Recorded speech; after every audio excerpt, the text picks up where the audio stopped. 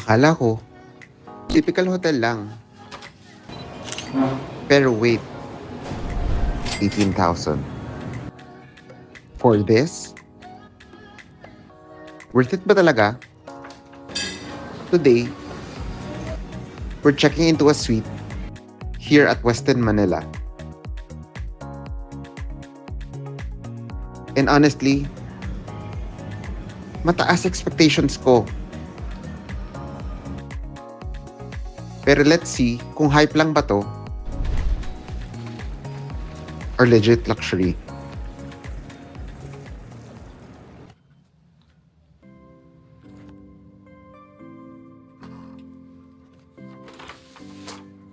Pagpasok mo pa lang,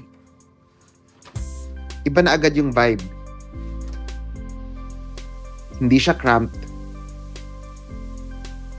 Parang mini condo na may hotel service.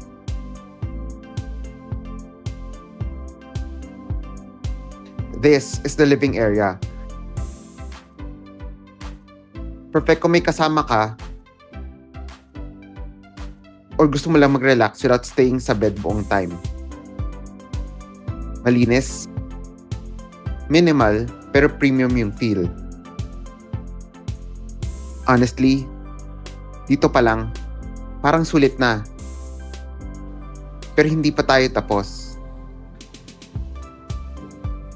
Okay, ito na. Yung sikat na heavenly bed ng Westin. Grabe. Gets ko na kung bakit ito yung highlight. Hindi lang siya malambot. Parang ayaw mo na umalis. Bathroom, malaki, clean, and very spa-like. Perfect for staycation content. Ito yung mga Instagram moments na hinahanap ng lahat.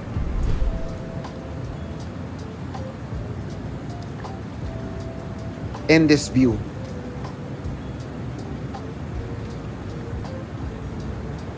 Lalo na paggabi. Sobrang relaxing.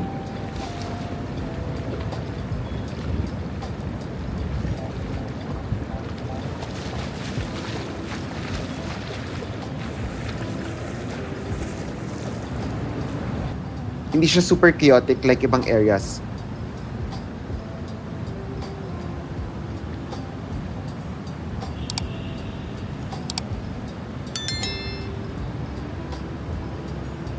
So perfect if you want a chill, luxury escape.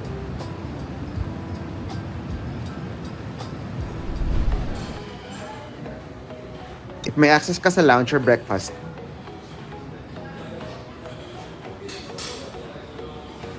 this is where it gets even better. Ano yun?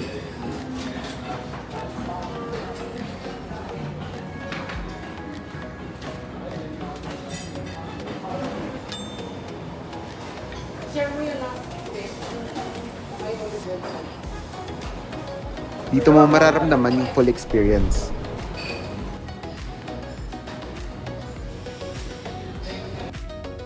Not just the room.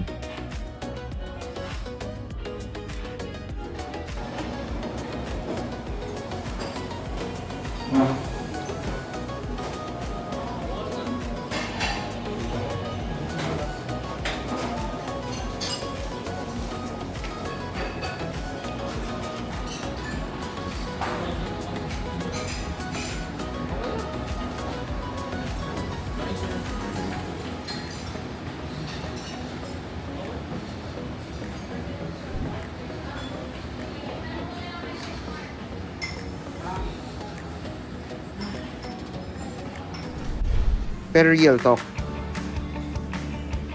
worth it ba talaga?